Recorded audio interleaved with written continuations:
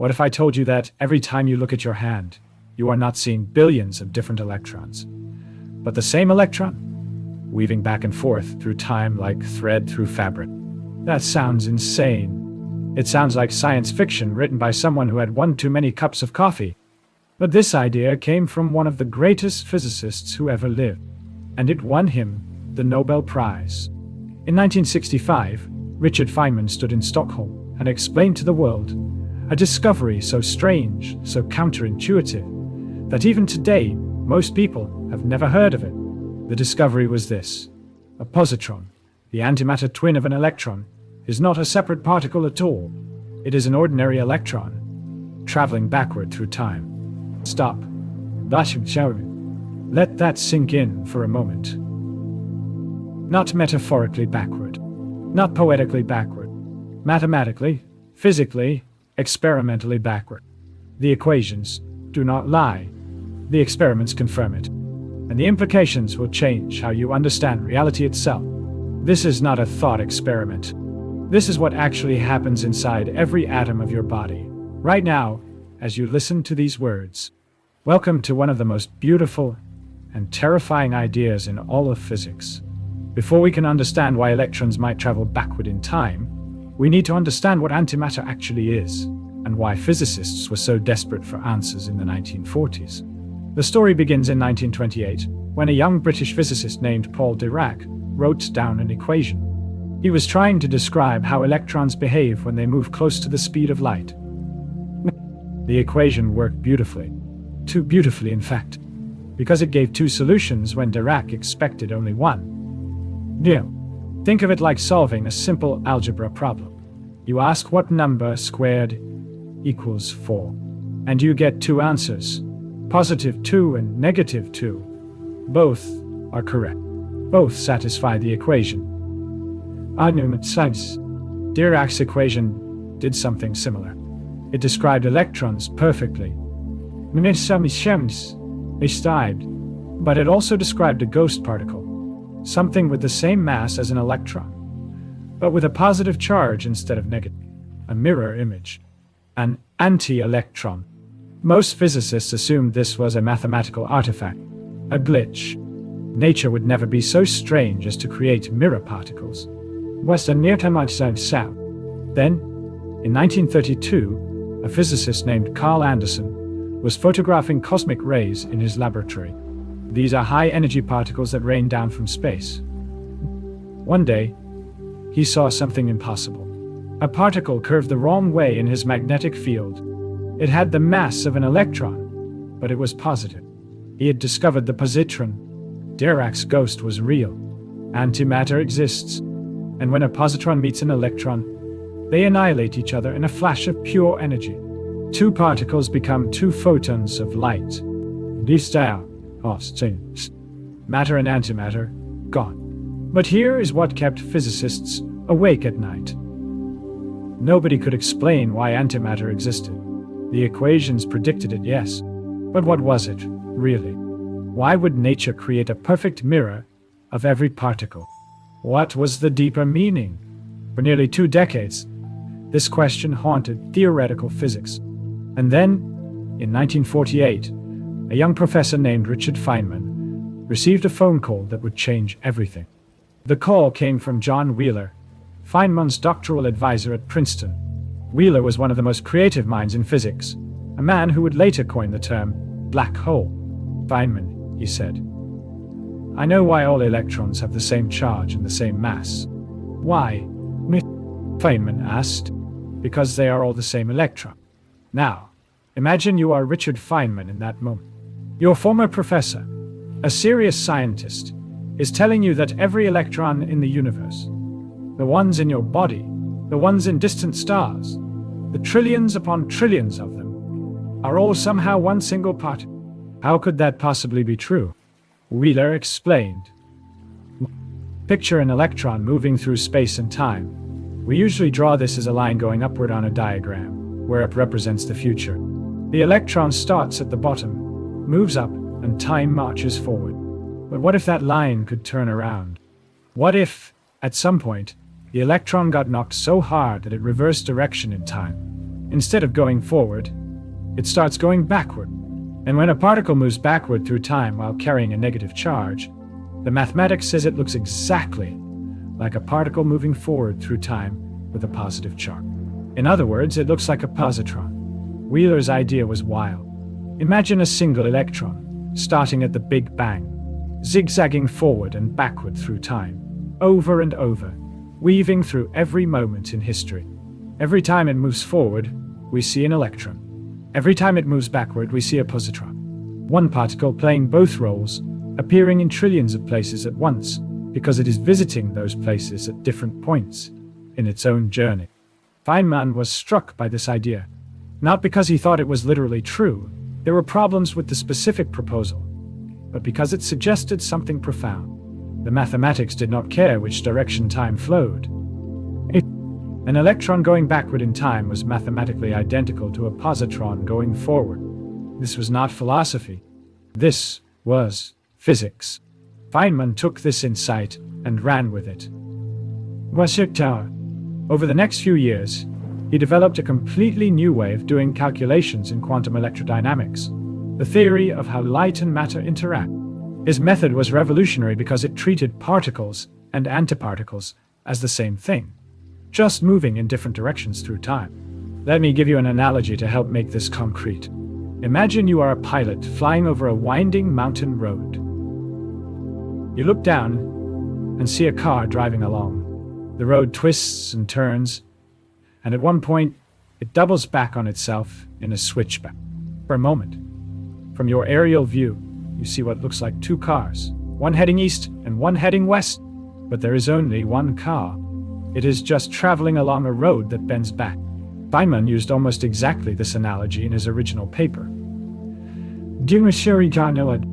He wrote that it is as though a bombardier flying low over a road suddenly sees three roads, and it is only when two of them come together and disappear again that he realizes he has simply passed over a long switchback in a single road. The electron is the car, space-time is the road, and the switchback, the place where the road turns around, is the moment when an electron-positron pair appears to be created or destroyed. We see two particles, but there might be only one, weaving through time. Now you might be thinking, this is a lovely metaphor, but is it actually true? Can we prove that positrons are electrons moving backward in time? Here's the remarkable thing. We cannot prove it in the sense of watching a particle reverse direction, but we can prove that the mathematics works exactly as if this were true. And in physics, when the mathematics works perfectly, when it predicts experiments with extraordinary precision, we take it very serious. Feynman's approach to quantum electrodynamics, built on this foundation, became one of the most successful theories in the history of science. It predicts the magnetic properties of the electron to more than 10 decimal places, matching experiments perfectly. The Nobel Committee recognized this in 1965, awarding the prize jointly to Feynman, Julian Schwinger, and Shinichiro Tomonaga for their fundamental work in quantum electrodynamics. But let us go deeper. What does it actually mean to move backward in time? Think about a movie of a ball bouncing. If you play the movie forward, you see the ball fall, hit the ground, and bounce up. If you play it backward, you see the ball fall from above, hit the ground, and bounce up. Wait, that looks almost the same. The physics of a bouncing ball is nearly identical forward and backward. Now think about a movie of an egg breaking. Forward, the egg falls and splatters. Backward, the splatter gathers itself up and reforms into an egg that leaps into the air. That looks wrong. We know eggs do not unbreak. The difference is entropy, the tendency of things to become more disordered over time. But here's the key point. At the level of individual particles, the fundamental laws of physics do not prefer one direction of time over the other. An electron moving forward looks exactly like an electron moving backward, except for one thing. Its charge appears reverse. This is not a philosophical statement. It is built into the equations. The Dirac equation, which describes electrons, has this time reversal symmetry built into its structure. Feynman simply took this symmetry seriously and asked what it would mean if particles actually used it. The result was a new way of picturing particle interactions. You may have seen Feynman diagrams, those simple sketches with lines, and squiggly waves that physicists use to calculate everything from the behavior of light to the collisions in particle accelerators.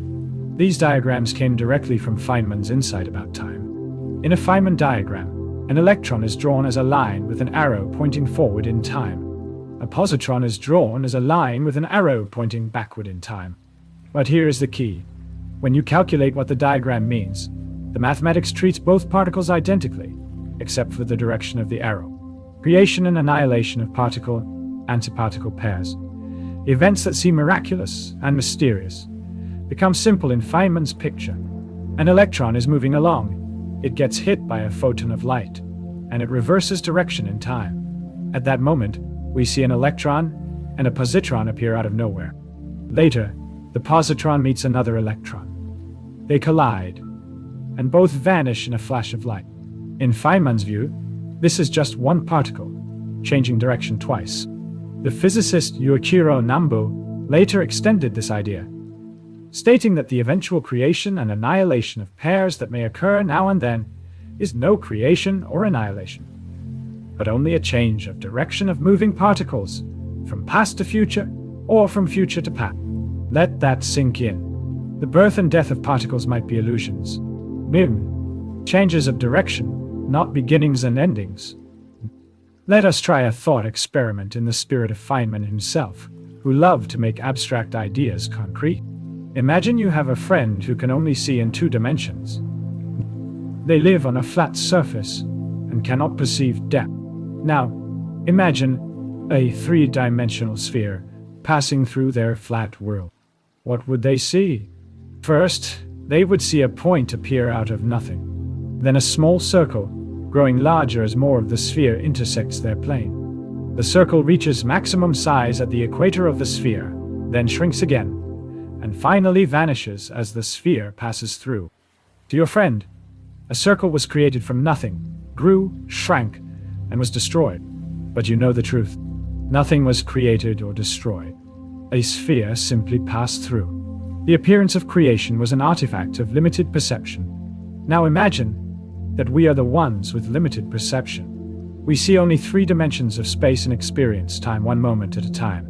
A particle traveling through 4-dimensional space-time, able to loop back on itself, might appear to us exactly like pair creation and annihilation. We see birth and death, but from a high perspective, there is only continuous existence. This is not proven to be the true nature of reality, but it is consistent with the mathematics, and it is exactly the kind of insight that made Feynman revolutionary. Here's another thought experiment. Imagine you could film a positron moving through space and play the film backward. What would you see? You would see a particle moving in the opposite direction. But because the film is reversed, and because time is reversed, the particle would interact with the world exactly like an electron moving forward. Run the film forward again. Positron dots million. Run it backward. Electron dot R. The same particle, 2 descriptions depending on which way you watch the movie. This is not magic. This is what the equations say. And when Feynman first proposed it in his 1949 paper, titled simply The Theory of Positrons, he showed that this interpretation resolved paradoxes that had plagued physicists for years. The troubling infinities that appeared in calculations, the nonsensical results that seemed to say an electron had infinite energy, became manageable when you adopted Feynman's space-time perspective. One more thought experiment, the strangest of all. Imagine you are standing in a room with a mirror. You raise your right hand, and your reflection raises its left hand. Now imagine the mirror is time itself. You move forward, and your reflection moves backward. You are the electron. Your reflection is the positron. Same entity, different directions. But wait. In a normal mirror, you and your reflection exist simultaneously. They are both there at once. Could the same be true for particles and antiparticles? Wheeler's original suggestion, the one that inspired Feynman, was precisely this. What if there is only one electron, and it exists at all times simultaneously, from our limited perspective, appearing as many particles only because we cannot see the full 4-dimensional shape of its path? This specific idea was too simple.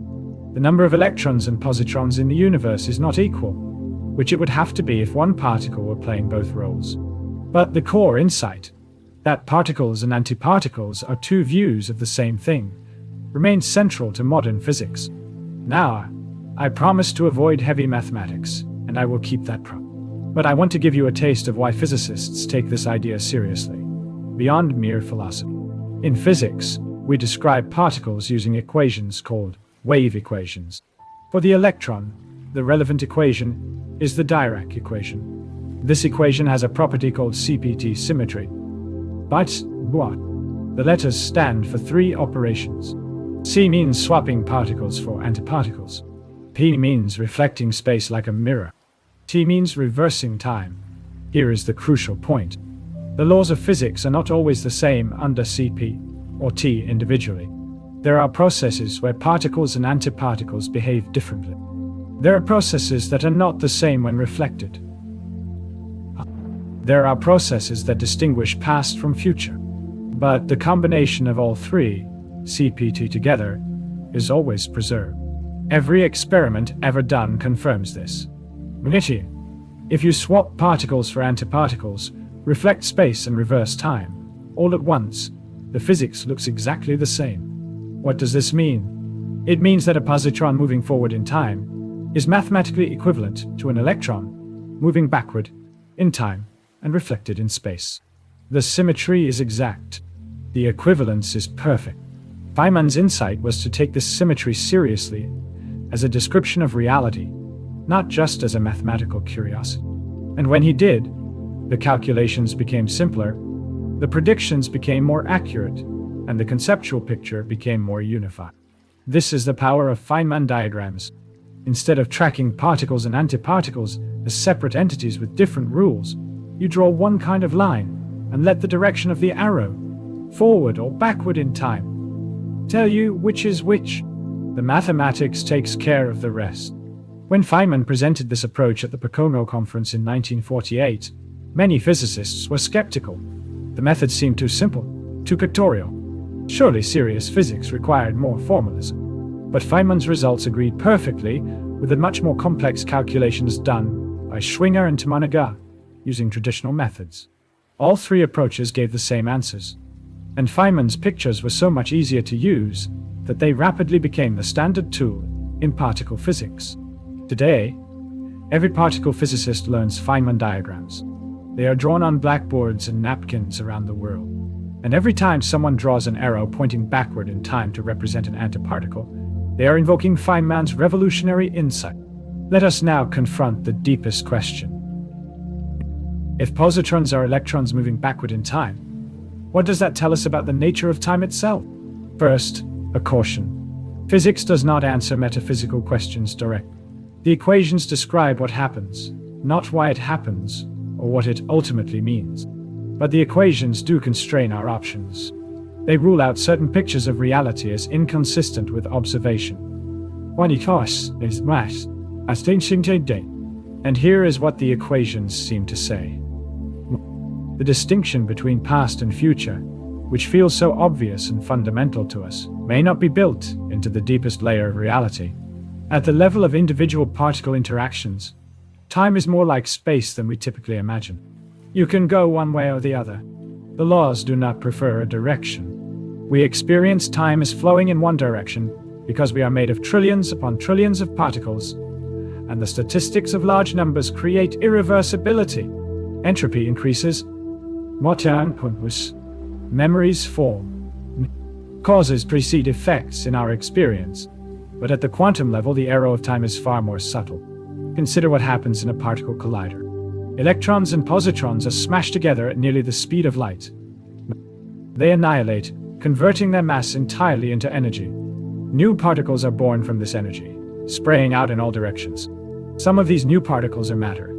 Some are antimatter. In Feynman's picture, what is happening is not creation from nothing. It is more like a cosmic intersection, a place where the electron's zigzag path through time becomes visible to us as multiple particles. This does not mean that we could build a time machine using positrons. The backward in time interpretation is a mathematical description. not a practical instruction manual. But it does suggest that our intuitive picture of time as a river, flowing inexorably from past to future, is incomplete. The physicist John Wheeler, who started Feynman down this path, spent his later years exploring the idea that physics might be built on information rather than matter. He proposed that the universe might be participatory, that observation might play a fundamental role in creating reality. These ideas remain speculative, but they emerge naturally from taking the time symmetry of physics seriously. One of the deepest principles in physics is that simplicity tends to indicate truth.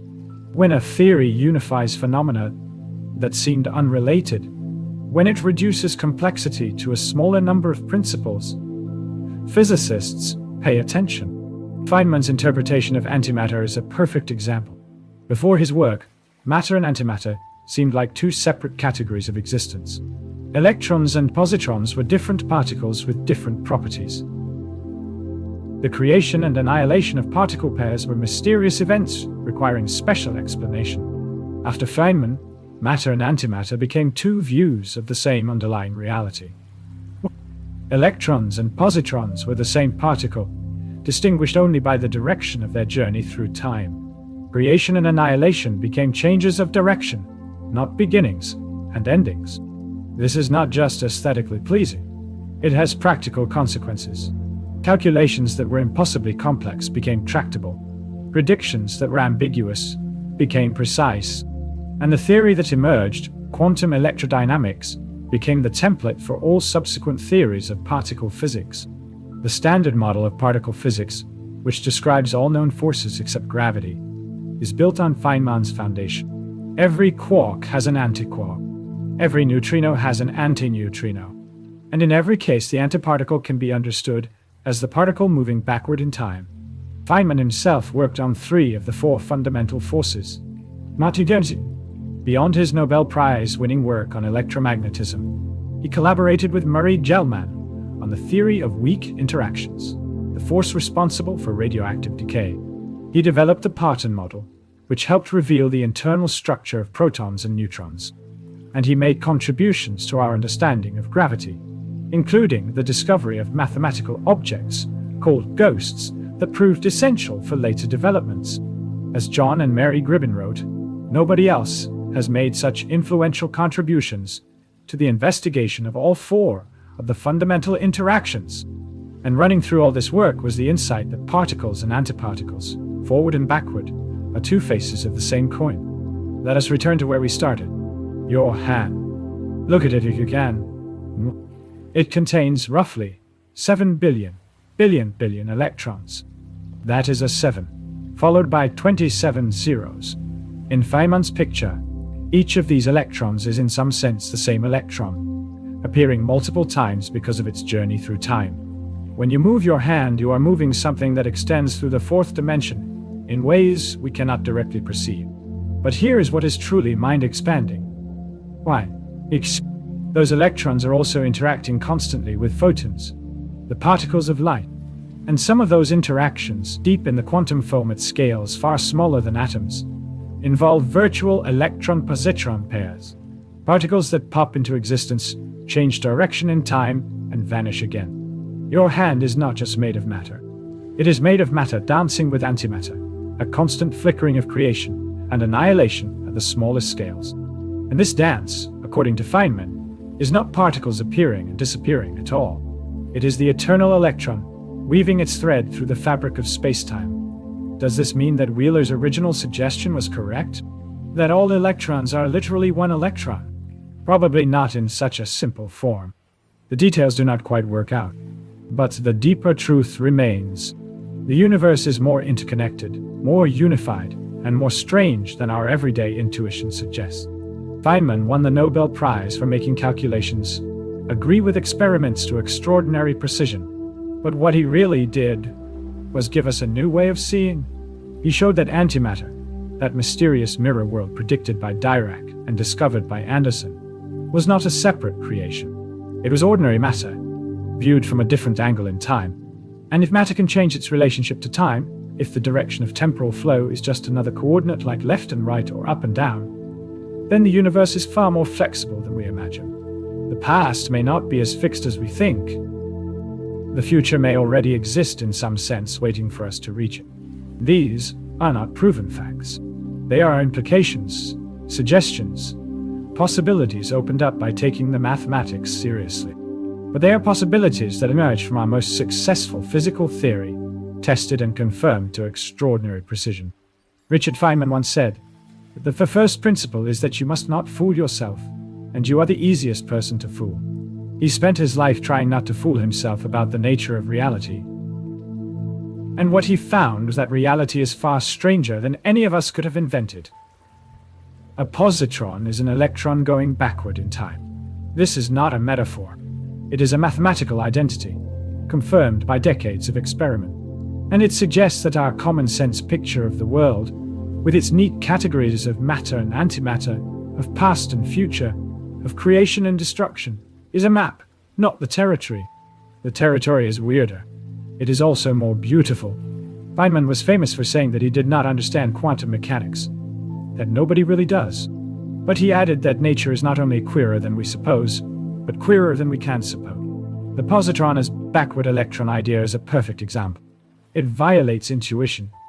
It defies common sense. And it is almost certainly correct. This is the joy of physics. Not the memorization of formulas or the passing of exams, but the encounter with genuine mystery. The discovery that the universe is deeper than our imagination, that reality has structure we never dreamed of. Every time you see a reflection in a mirror, think about what it might mean if time itself were a mirror. Every time you hear about antimatter, remember that it might be ordinary matter walking backward along a road that loops through dimensions we cannot see. And remember that this insight came from a man who played bongo drums, cracked safes for fun, and wrote his equations with simple pictures instead of complicated symbols. Richard Feynman showed us that you do not have to sacrifice joy for rigor, or wonder for precision. The deepest truths can be the most playful. The electron in your hand may be as old as the universe. It may have visited every moment in history, forward and back, weaving the web of existence we call reality. And you are part of that web. You are made of the same stuff, playing the same game, dancing the same dance through space-time. That is not just physics. That is poetry, written in mathematics, and confirmed by experiment. And it invites you always to look deeper.